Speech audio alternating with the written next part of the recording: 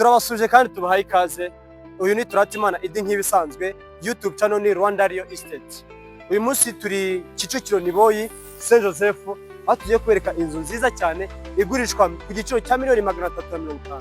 Inzu yacu ni inzu ebyiri ariko buri imwe ifite ibyumba 4, toilette enye. Bivuga ngo ni ibyumba 4, toilette enye, buri cyumba kiba gifite toilette yacu. Mureke rero tubatembereze tubereke ubwiza bw'izi nzu zacu. Ni inzu imwe igurishwa ku giciro cya $350,000, $350,000. Uramutse uziguze zombi banakugabanyiriza. Reka tubereke rero ubwiza bw'iyi nzu. Izi nzu zacu rero ziri ku mihanda ibiri nk'uko muri kwibona, banyerekera neighborhood nziza cyane rwose. Genda banyerekera uburyo neighborhood imeze. Ni inzu ikora ku mihanda ibiri. Uwa mbere ni uyu nguyu ndetse n'uyu nguyu kuri uyu muhanda wo hepfo. Reka rero tubereke ubwiza bw'izi nzu. Ni inzu nziza cyane, muranyurwa ndabyizeye. Urako mubibona, muri kubona ko jardin ari jardin nini, iyi muri kwibona, ndetse no hari imbere hari jardin. Reka rero tubereke ubwiza bw'izi nzu, dutemberane turebe ubwiza bw'izi nzu. Nk'uko rero muri kwibona, tugeze hano kuri parikingi ni imodoka byibuze enye cyangwa eshanu zaparitse neza nk'uko muri kwibona. Ni parikingi nziza iri design well designed. Inzu nziza ba designinze neza uko muri kwibona. Turagira ngo tugende tubereka buri kantu kandi uburyo inzu yacu imeze. Twabwiye ko ari ibyumba 4 ndetse na toilette enye, ikagira na buri cyumba gifite balcon yacu. Ni inzu nziza, reka tubatembereze tubereke uko imeze mu nzu. Nkuko twabibabwiye rero, murabona ko tukigera hano duhita tuhingukira ku ka balcon keza ko muri salon gafite umuryango mwiza. Genda banyerekera buri kintu ku kindi uburyo basha kubona ubwiza bw'inzu. Banyerekere, urabona ko ifite imiryango myiza nk'uko muri kwibona. Ifite imiryango myiza cyane, ni wa muryango ufungukira imbere ndetse n'inyuma. Nk'uko muri kwibona, turi kugenda tubereka buri kantu ku kandi mubashe kureba ubwiza bw'inzu. Ni inzu nziza pe, ifite salon nini. Wow, tukigera hano murabona ko tugeze kuri iyi salon. Ni salon nziza kandi nini. Banyerekere iyi salon, ni salon nziza cyane nk'uko muri kwibona, rwose yakwakira intebe nyinshi. Ina designinze neza. Ni inzu rero itaruzura, ariko ku muntu w'inkwakuzi araza bagata bamwuzuriza iyi nzu kandi yubatse neza pe. Reba salamanje ku ntingana. Ifite salamanje nini, ifite salon nini ndetse na salamanje. Reba uburyo bayidesigninze, reba amatara yayo, banyerekera amatara, photographe banyerekera amatara uburyo inzu imeze. Ni inzu nziza pe, ndayibatuye. Hanyuma tukivana muri salamanje bita duhitira hano mu gikoni kinini, urabukibona ko kisanzuye. Igikoni cyiza pe, gifite cabinet nziza cyane, gifite utubati twiza nkuko muri kwibona. Ni igikoni cyiza kisanzuye nkuko muri kugenda mubibona. Ni inzu nziza pe. Reba umwanya wa frigo, ni umwanya mwiza kandi munini, hajyamo ya frigo nini cyane. Hanyuma undebere uyu mwanya wa cuisinière, urana gas cooker, ni za gas cooker nini baprovidinze umwanya munini. Ni inzu nziza pe, genda banyerekera buri nguni zose uburyo inzu imeze. Tukiva hano mu gikoni rero bitaduhitira mu iki cyumba cyo hasi. Genda banyerekera uburyo inzu imeze. Ni inzu nziza. Iki cyumba cyo hasi gifite, urabona ko gifite umuryango wacyo mwiza kandi tugata tukizamo gutya muri kwibona. Ni icyumba cyiza kandi kisanzuye. Ni inzu itaruzura rero, n'amagarderobe agomba kujyamo uko muri kwibona. Ni inzu nziza pe, ndayibatuye. Ntabwo bararangiza kwikura. Ni inzu nziza, muragenda munyurwa.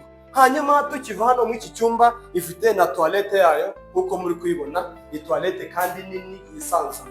Ugenda banyerekera uburyo amakaro bagiye bashyiraho ayirinda imidite. Rwose ni inzu nziza, muragenda mubibona. Tukiva muri iki cyumba cyo hasi bita tuzamuka hejuru cyane ku bindi byumba. Ni ukuvuga ngo hasi hari icyumba kimwe, hejuru hakaba ibyumba 3. Wow, ndebera aya maesikaliye, ni maesikaliye meza atazamuka cyane, nk'umuntu rwose ushaje yazamuka nta kibazo afite. Wow, genda rero ubanyerekera utuntu dutundi, hanyuma babashe kureba ubwiza bw'inzu. Hanyuma tukigera hano bitaduhura n'iyi koridoro, hanyuma ifite amatara meza. Genda banyerekera amatara, ni amatara meza kandi ashamaje rwose, ndayibatuye. Iyi nzu yacu urabona ko ifite twahita nk'ari salon ya kabiri, ariko sizi bawita nka salon ya kabiri. Ni ahantu urahisanzuye ku rugabano rw'ibyumba 3 byo hejuru. Genda banyerekera uburyo hano hisanzuye. Hano hafite n'umuryango usohoka kuri no balcon yayo nk'uko muri kwibona. Dore ngiyi rwose nziza cyane. Hanyuma rero tukiva hano tukinjira no muri cya cyumba kindi cya kabiri cyo hejuru. Wow, ni inzu nziza pe. Ino nzu ndayibatuye kandi muranyurwa mudukurikira kuri YouTube channel yacu Rwanda Real Estate, nta kintu mwatuburana. Iyi nzu rero dore iki ni cyumba cya kabiri cyo hejuru, nacyo kikagira toilette yacu nk'uko muri kwibona, kagira toilette nziza kandi nini yisanzuye, ifite n'inzugi nziza rwose ndayibatuye. Ntabwo barafixamo rero ama toilette nk'uko muri kwibona, ntabwo barafixamo ama toilette, ariko niba yafixamo muzabona ko ari uburyohe. Hanyuma tukiva muri iki cyumba cya kabiri, reka munyemere tujye mu cyumba cya gatatu, nacyo gifite balcon yacyo. Banyerekere uburyo kimeze. Ngiki ni icyumba cyiza ndetse gifite nayo toilette yacyo nk'uko muri kwibona.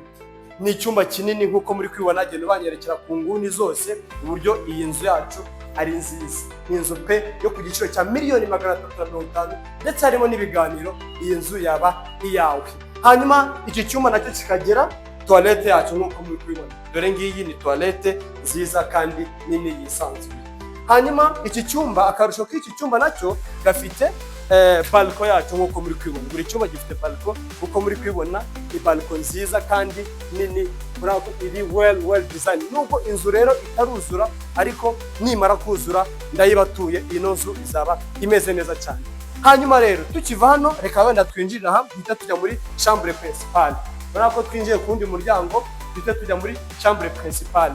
Dore ngiyi chambre principale nini kandi irisanzuye, ni nziza, urako ifite n'umuryango wayo. Dore nguyu ngiyi rwose chambre principale, ubereka ko iri kuri kaburimbo uko muri kwibona. Rwose ni inzu nziza, iri well design, ifite view ya Kanombe no kuri stade nk'uko muri kwibona. Hanyuma tugadatuza muri ino douche yayo. Iki cyumba kikagira n'urwambariro nk'uko muri kwibona, gifite urwambariro nk'uru, bazashyiramo garde-robe nk'uko muri kwibona. Ni inzu urabona ko izaba ikeye nimara kuzura. Ku nkwakuzi rero zihita ziza zigata zigura, hanyuma bagasigara. Icyiza cyo kugura inzu nk'ingiyi ikiri muri chantier, uwegzija ibyo ushaka cyangwa se ubabwira ngo bakubakire ibyo ushaka.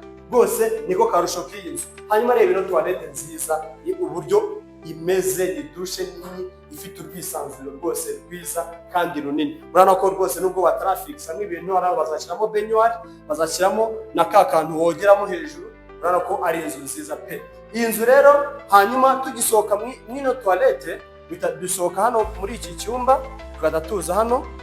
Hanyuma ikagira n'undi muryango nawo, murabona ko ifite undi muryango. Banyerekere, dore n'uyu muryango, ushatse gusohokera hari, udashatse gusohokera mu cyumba, ushaka guhita usohokera hano ugahita wizira kureba amafu y'aha ngaha uburyo hameze. Ni hanini nk'uko muri kwibona, rwose kuri design nziza, ifite amakoro, mwabibonye ifite amakoro rwose, kuri design y'amakoro rwose murabikunda, ndabyizeye.